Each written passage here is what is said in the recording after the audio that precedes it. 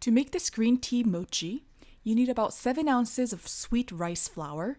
I used a product called Mochi, about 0.17 ounces of matcha green tea powder, about 1.7 ounces of sugar, a pinch of salt, a little bit of cornstarch to prevent the mochis from sticking together, 7 ounces of boiling water, 7 ounces of red bean paste, and finally, a handful of walnuts.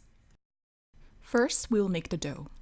Mix the sweet rice flour, matcha green tea powder, sugar, salt together. And then add the boiling water and mix it well to make the dough. The goal here is to make the dough have the consistent texture and color. And when you're done, the dough will look just like this. And then we're going to put the dough in the microwave for about 1 minute and 45 seconds. And while the dough is in the microwave, we will make the filling for the mochi.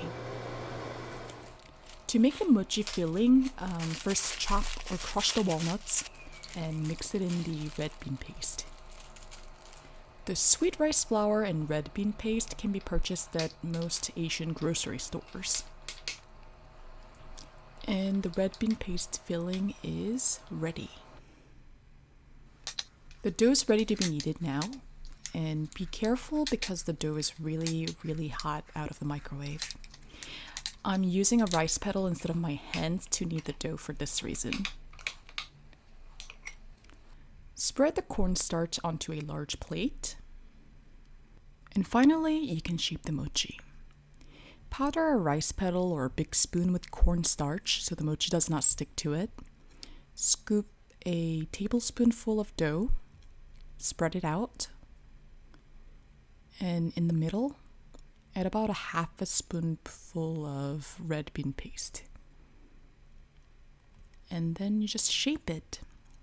Close all sides, make sure that the red bean paste filling does not get out.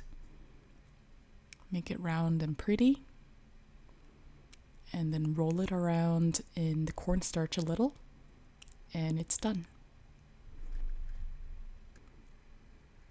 With these ingredients, I made about 10 mochis, and you will see that in the back I have a lot of red bean paste left over, but that's because I started out with 2 portions of the red bean paste.